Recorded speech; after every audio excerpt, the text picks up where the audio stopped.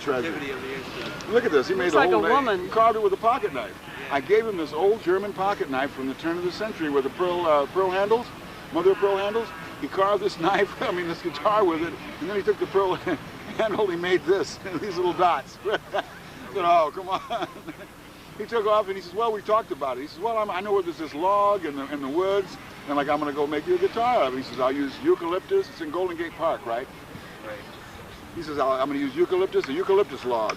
He says, in Golden Gate Park, and he says, and I'm gonna use heartwood on the top, you know? Because it has those kind of grooves in it, like, you know, like a heart, like the veins in a heart. I guess that's why Willie calls it heartwood. He says, I'm gonna use heartwood and eucalyptus. And he comes back 3 years later with this. Well, Sonny, when you wrote the Millennium, what exactly I didn't write that. You didn't write that? I didn't write that. Bill Graham wrote that for me because I wrote Purple Haze for Jimi Hendrix. I mentioned it to him. He wrote the what Bill Graham meant. See, I ran into him one day in Mill Valley there, that little park that they built for him, you know, that he built for the people, you know, with the little chessboards and all of the little chess tables and all of that there in the little park. And I said, did you know I wrote Purple Haze? Because, like, see what happened? The story on this is in the 60s, my teacher says, why don't you go get a job playing these clubs, like the Fillmore auditoriums and all of that. So I went to Bill Graham one time when he had the Fillmore on Market, and I said, hey, I'd like a gig playing your clubs and stuff. He says, who do you think you are? You know, real loud. And I kind of got shook. I said, wait a minute, I don't want to talk to this guy anymore, and I left.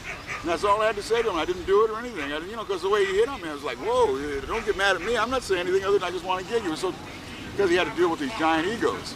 And I didn't feel like hearing all that. And so, okay, so years later, it was after all of this, and he was an old man and all, just before he died, I ran into him in Mill Valley, and I said, like, you know, I mean, I was still thinking about that time he talked to me like that at the Fillmores, you know? So I said, hey, did you know I wrote Purple Haze? You know, and he says, what's your name? You know, right? Okay, so we talked a little while later, and he said, he was a poet, he said, you like reggae? And I said, well, a lot of the Rastafarian brothers feel that my descendants are, you know, my ancestors are descendants of Jah. You know, feel that they're connected with Jah that way. And he loved reggae. He said, well, I like the old stuff. And he said, I write poems. And he wrote the Millennium for me while we were playing. We played a game of chess, and I beat him. And then he wrote the poem, and he said, let's play another game. He said, now I know how you play. He beat me in 5 moves. I didn't even have a chance. You know what I mean? That was Bill Graham, really. And my tooth was hurting me, and he talked me into going to the doctor, you know, to see a dentist about my tooth. He was really concerned about it, you know. He says, well, look, he said, you know, all kinds of things could happen. He says, like, you know, and he got really on it, and so I went to the dentist. But that's who wrote the song. I didn't write that. But what he meant in it, I'm curious about what he meant, like a crazy man from the island tell you what that Jesus have to say. That's what line I'm talking about. Right, yeah. I mean, I haven't said anything to anybody about that line, but you know, and then he died just after that. I mean, that whole line, of, what do you think he means by that? Well, it's pretty profound. It is. He's and especially when you perform it, yeah, you know, Bill because Graham of was the pretty interconnection. profound. Yeah. But when you perform the song, it seems like that's when the magic happens. And being that you have the tool that you have to perform it, all of these things, you have 3 things right there, and you know. Well, somebody was telling me the other day they heard me do it on this, and they like it better on this. I mean, it's something that's tuned higher. It's like really tuned it up. I mean, it's really responsive. Yeah, it is. He was saying, the thing that Willie said about this, he said, as soon as you touch it, you get the note right there. Yeah. It's like, I mean, you're not waiting for the note to come out of here or anything. It's the note is right there. And that's what really, that comes from his carving. You can't get that in commercial guitars. I mean, nobody's going to sit down for 6 months and carve a guitar for you, you know, with a knife. I mean, and that's what he did. He, you know, and it finally came back to me. I feel so, if nothing ever happens to me in my life, I got all I need. You know what I mean? Right. If I never see a penny in music, I don't care. I mean, you know what I mean? Other than that, I mean, I'll be honest. I need a place to stay and all that. But like, hey, this is my. I don't know what to say about this, except that like those people over there on the bench over there, like told me, don't paint this one. And one guy took it away from me. He says, if you paint this, I'll kill you. You know? Well, you know, take somebody's artwork and you know. Really wanted me to It would paint ruin the sound. said, Because it would fill in the holes of the wood and change the sounds so resonance. good. We've got some old strings. I still don't know what kind of strings it needs. I've got medium gauge on it, and I think when Willie was carving it, he used probably a heavy gauge so it'd be stronger, so he wouldn't go too far in making the neck. This is the second guitar he made me. The first one, the wind popped it, the sky popped it. It was like raining one night, and then the next day it was 85 degrees all of a sudden. It just pop the top of it. Couldn't take the different humidity, you know. But this one, as you can see, he left it pretty thick on the top, and he got as far as he wanted with the sound, and it resonates. I mean, it's not a loud instrument, but it's responsive, like you say. You know, it's very sensitive.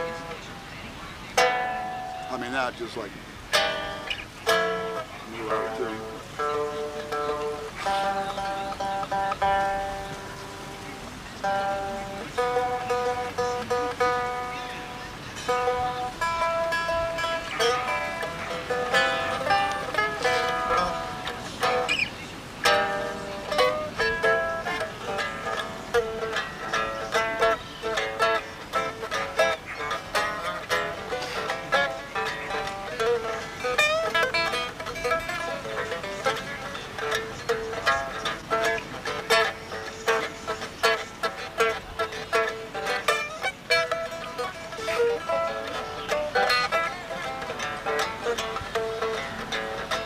The millennium should be here now, arrived.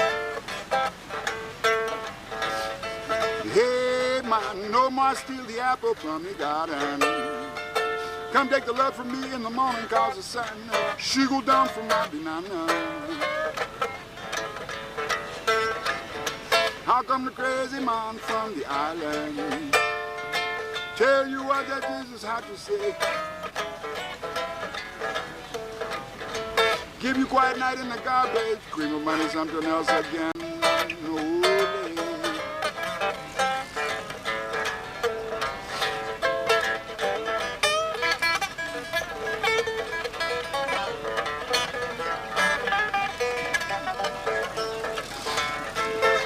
The millennium should be here now, arrived. Hey man, no more steal the apple from the garden. Take the love from me in the morning, cause the sun she goes down from my banana.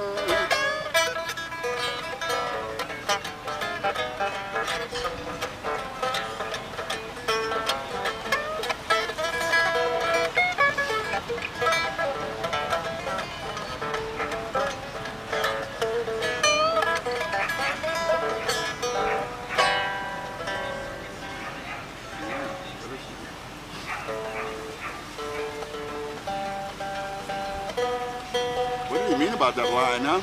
The millennium. But you know, I understand some of it. I mean, the man from the crazy man from the island tell you what that Jesus had to say. This is the way he wrote it. Yeah. I mean, I'm pronouncing the words the way he wrote it. I mean, I'm staying really close. And Bill Graham was cool. Bill Graham was like, he loved reggae, man. That was his music. He loved it. He was the one that was instrumental in getting Bob Marley over. You know, I mean, Bob Marley played all his clubs and everything like that. And yeah, he's very instrumental in that. He was like, so I mean, that was his favorite music, was reggae. Yeah. He said he liked the old stuff, to quote him. I didn't expect him to die in that helicopter crash, you know. I thought, well, I'll get back up there and he'll hear what I did with it, because he never heard me play it, you know. He never heard the music or anything, just the words, you know. I thought, he'll like this. I'll get back and I'll run it for him and he'll dig it, you know. But it never happened, you know. He got killed in a helicopter crash or something before I could get back up there, you know. We think people are going to live forever, you know.